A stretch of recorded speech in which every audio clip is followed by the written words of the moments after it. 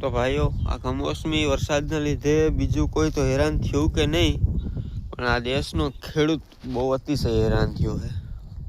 આ તમે જોવો, ઉપર આ બધા સફેદ દોડવા દેખાય, એમ થાય કે હજી એમને એમ છે. જો કે આમાંથી ભૂકો તો કંઈ આવશે જ નહીં. જે આને એમ થાય કે આ સારી એવી માંડવી છે. જો તમે એની નીચેથી જોવો ને તો જો આ ફોગી ચડી ગઈ છે. માંડવી આખી કારી પડતી જાય છે. જુઓ, આ જુઓ. એટલે આ વસ્તુ આ આપણા ભારતનો ખેડૂત સિવાય કોઈ બીજું સહન ન કરી શકે. આ એક ખેડૂત જ સહન કરી શકે કે જે આ બધું નુકસાન થયું છે એની ભરપાઈ આપણે પછી કરી લઉં. આમાંથી બીજું ઉપજ થાય એમાંથી આપણે કરી લઉં. એવું નથી કે ખાલી ઉપર ઉપર ને માંડવી કારી પડી ગઈ છે. આ નીચે જોવો તમે, જો આ અડુલા જે અંદર માંડવી રહી ગઈ છે, વીણવાની બાકી રહી ગઈ છે શાહમાં, એ પણ પાછી ઉગી ગઈ છે. એટલે એ ખોટ તો ગઈ જ. આની મોટામાં મોટી ખોટ ગઈ કે આમાં ભૂકો નહીં થાય. ઢોરને ખવડાવવા માટે થોડોક કાંઈ ભૂકો આમાંથી સારો એવો નહીં થાય, કેમ કે આમાં પાંદડા છે પણ એ આખા કારા પડી ગયા છે અને એ ન ખાય માર. જવો આમ જ્યાં સુધી નજર પડે ત્યાં સુધી પાથરે પાથરો હોય.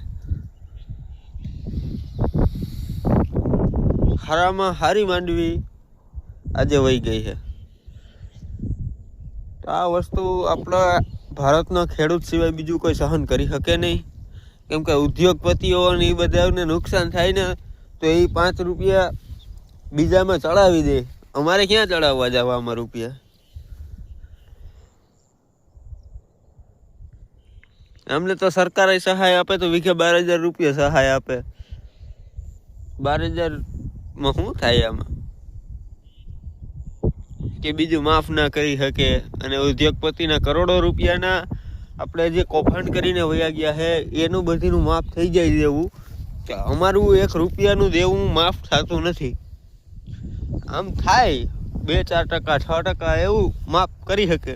બાકી 100% આપણું દેવું ખેડૂતોનું કોઈ માફ કરશે જ નહીં. એવી સરકાર જ હજી કોઈ નથી બની કે જે ખેડૂતો માટે સહાય કરે.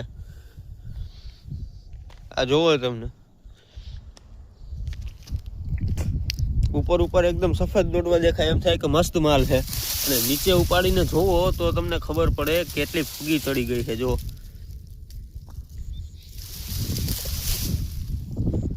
એટલે જોવા જઈએ તો આમાં અમારું કઈ વધ્યું જ નથી.